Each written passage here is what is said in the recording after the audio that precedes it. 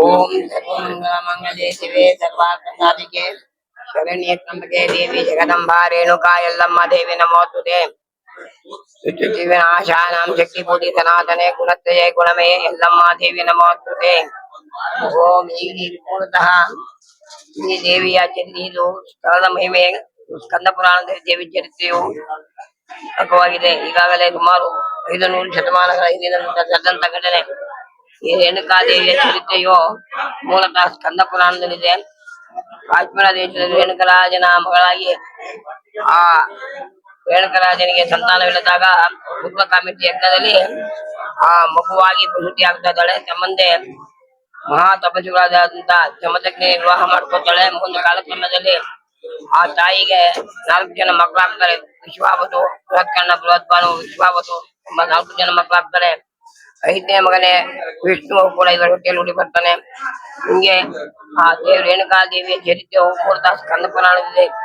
ಈ ಚರಿತ್ರೆಯಲ್ಲಿ ಬರುವಂತ ಎಲ್ಲಾ ಘಟನೆಗಳು ಕೂಡ ಮೂಲತಃ ಸ್ಕಂದ ಪುರಾಣದಲ್ಲಿದ್ದು, ತಾಯಿಯು ಆ ತನ್ನ ಪತಿದೇವರ ಸೇವೆಯನ್ನು ಮಾಡುವಂತ ಆ ಭಾಗ್ಯಮಣಿಯಾಗಿ ಈ ಜಗತ್ತಿಗೆ ಎಲ್ಲ ಚರಾಚರ ಜಗತ್ತುಗಳಿಗೂ ಕೂಡ ಈ ಕಷ್ಟ ಕಾರ್ಪಣ್ಯಗಳು ನಿವಾರಿಸುವಂತಹ ತಾಯಿ ಶಕ್ತಿ ದೇವತೆಯು ಈ ಸಪ್ತಪುರುಷಗಳ ಏಳಕೊಳದಲ್ಲಿ ಆವಿರ್ಭವಿಸಿದ್ದಾರಂತಹ ಸ್ಥಳ ಇದು.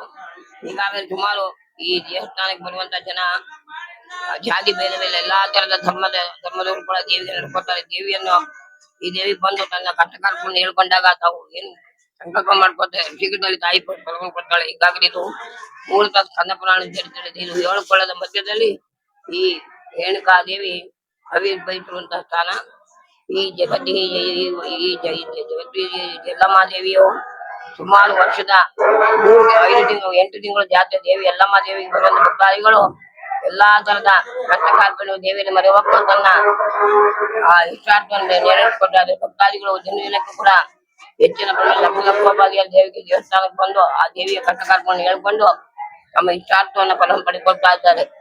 ಈ ದೇವಿ ಚರಿತ್ರೆಯು ಮೂಲತಃ ಸ್ಕಂದ ಪುರಾಣ ದೇವಿ ಚರಿತ್ರೆ ಆಗಿದೆ. ಈಗಾಗಲೇ ಯಾರಾದ್ರೂ ಕೂಡ ದೇವಿ ಸನ್ನಿಧಿಗೆ ಬರುವಂತ ಭಕ್ತಾದಿಗಳು ತಾವು ಏನು ಸಂಕಲ್ಪ ಮಾಡ್ಕೊತ ಆ ಫಲವನ್ನ ತಾಯಿ ಶೀಘ್ರದಲ್ಲಿ ಫಲ ಕೊಟ್ಟು ಎಲ್ಲರಿಗೂ ಕೂಡ ಆವಿರ್ಭಾವವನ್ನು ನೀಡ್ತಾ ಇದ್ದಾಳೆ. ತಾಯಿ ಎಲ್ಲರಿಗೂ ಕೂಡ ಎಲ್ಲರ ತಾಯಿ ಯಲ್ಲಮ್ಮ ಎಂದು ದೇವಿಗೆ ಪ್ರಸಿದ್ಧ ಆಗಿದ್ದಾಳೆ. ಇದು ಸುಮಾರು 500 ಶತಮಾನಗಳಿಂದ ನಡೆದಂತಹ ಘಟನೆ ಸ್ಕಂದ ಪುರಾಣ ಚರಿತ್ರೆ ಇದೆ.